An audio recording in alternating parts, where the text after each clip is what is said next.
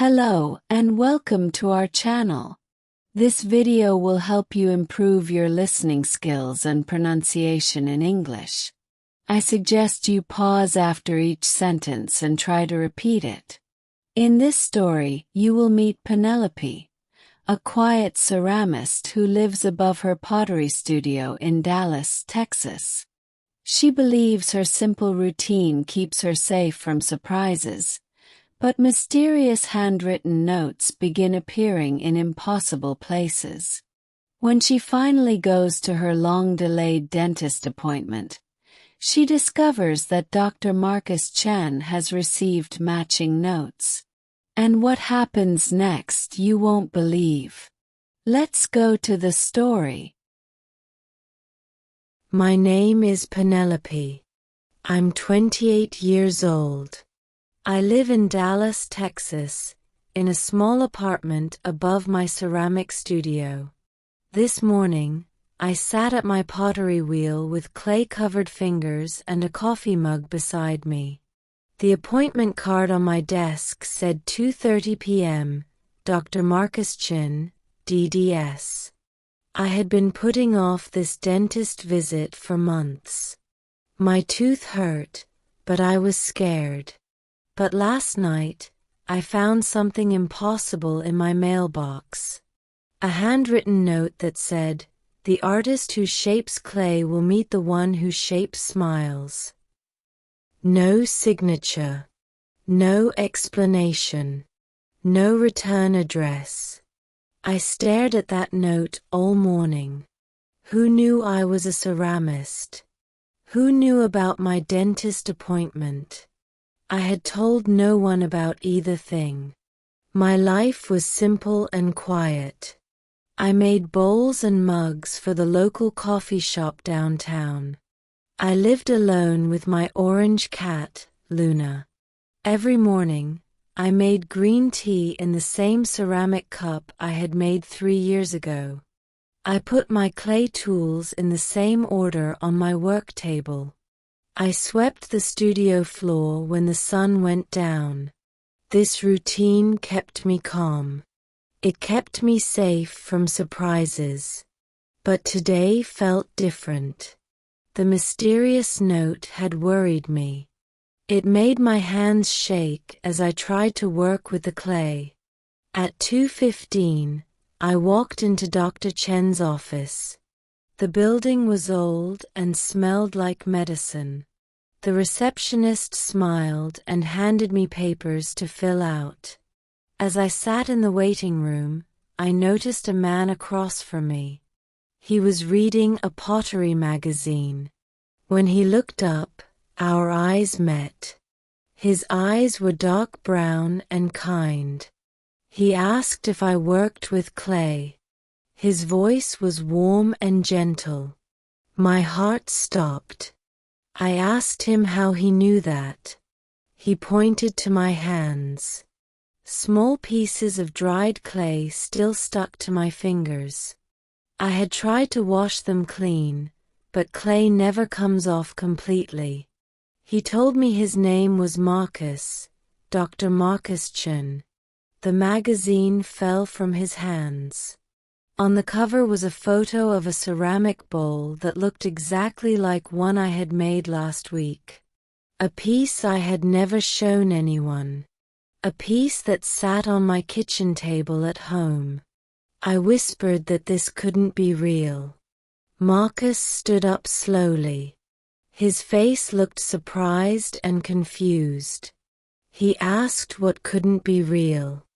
I showed him the note from my mailbox. His face went white. From his jacket pocket, he pulled out a piece of paper. It was exactly the same as mine. Same handwriting. Same paper. But the message was different. The one who shapes smiles will meet the artist who shapes clay. We stared at each other. The room felt very quiet. Even the receptionist stopped typing on her computer. I asked when he got his note. He said he found it that morning under his car window when he came to work. I asked if he saw who put it there. He said no, the parking lot was empty. The receptionist called his name, but neither of us moved. The air between us felt electric, full of questions we couldn't answer. Marcus said he needed to check my teeth, but his voice was soft, like he didn't want to break the spell. In the examination room, I sat back in the dental chair. Marcus washed his hands and put on blue gloves.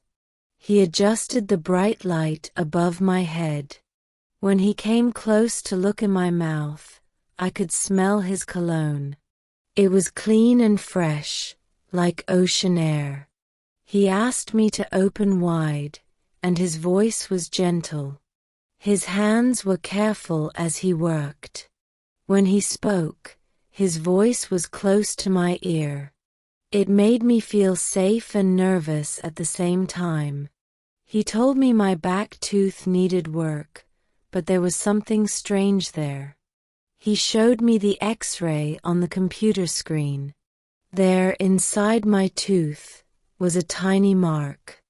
It looked like a perfect heart. A clay heart. Marcus said he had been a dentist for 10 years and had never seen anything like this. It wasn't a cavity. It looked like my tooth grew around something small. My grandmother's voice came back to me. She used to say that love leaves marks on everything it touches. Even bones. Even teeth. I had thought it was just a pretty story. I asked if he could take it out. Marcus looked at the X-ray again. Then he looked into my eyes. Something passed between us. Understanding. Like we had known each other before this moment. He asked if I wanted him to remove it. I thought about my grandmother. About the mysterious notes. About the magazine cover that showed my bowl. I told him no, to leave it there. Marcus smiled. It was the first real smile I had seen from him. He said good, and that he hoped I would say that. That evening, Marcus walked me back to my studio. We walked slowly through the Dallas streets. The sun was setting, and the sky was orange and pink. Neither of us wanted the day to end.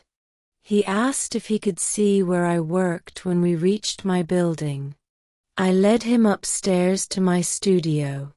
The room was full of my ceramics on every shelf. Bowls, vases, and small sculptures.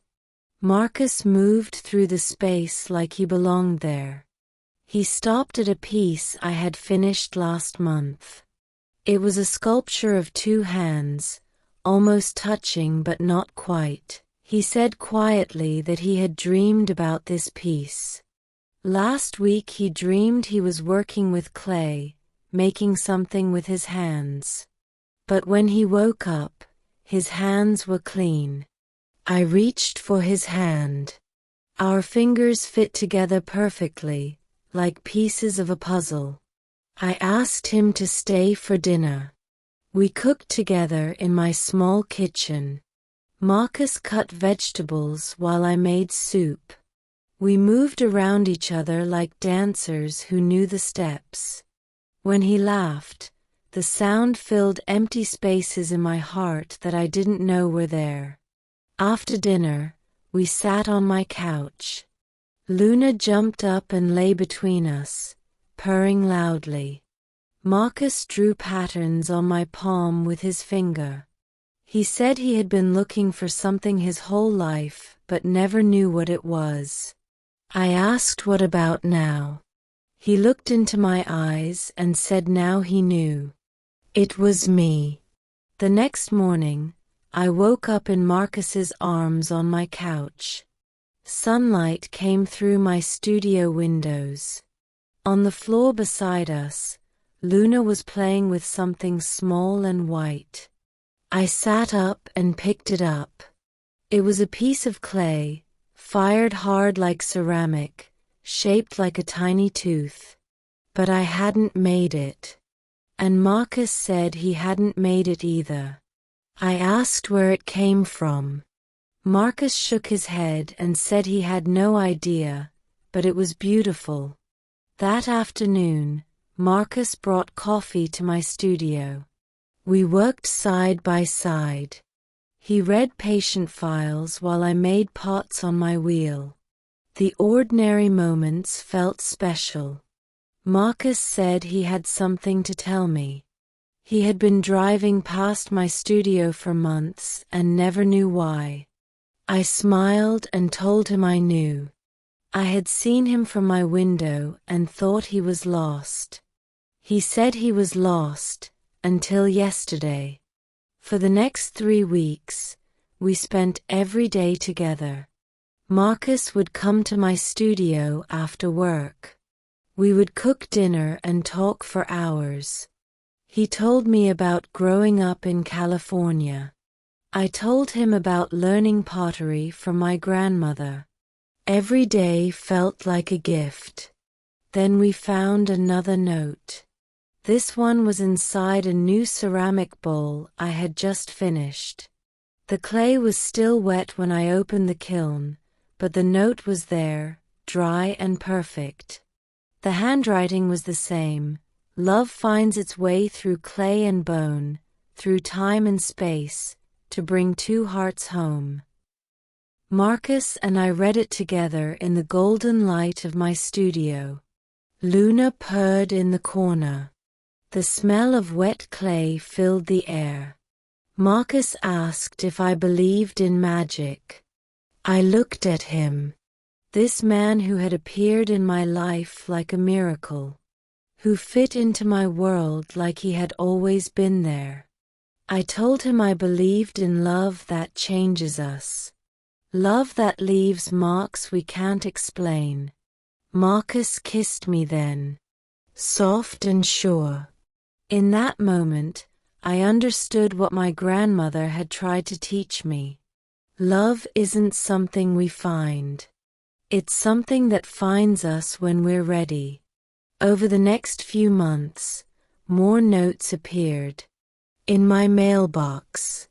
Under Marcus's car. Inside new pieces of pottery.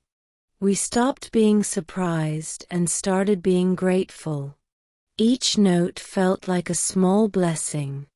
6 months later, Marcus moved into the apartment above my studio. We joined our lives like clay and water, becoming something new together. Every morning, he made coffee while I got my tools ready. Every evening, we walked through Dallas holding hands, still amazed by the mystery that brought us together. We never found out who wrote the notes. But sometimes, late at night, I would catch Marcus smiling at nothing. I would ask what he was thinking about. He would say he was just grateful for the mystery.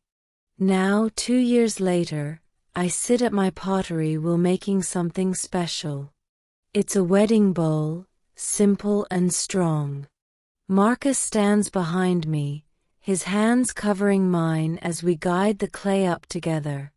On the shelf beside us sit all our mysterious notes. We have 37 of them now. They come at perfect times. When we fight, when we're scared, when we need to remember how lucky we are. Marcus kisses the top of my head and asks if I'm ready for our next adventure as Mrs. Chun. I lean back against his chest and smile. The clay spins under our joined hands, taking shape like our life together. Not perfect, but beautiful. I whisper that I'm always ready. Through the studio window, the Dallas sunset makes everything golden. Luna sleeps in a warm spot on the floor. The smell of clay and coffee mixes in the air. This is home. This is love. This is the life I never knew I was waiting for.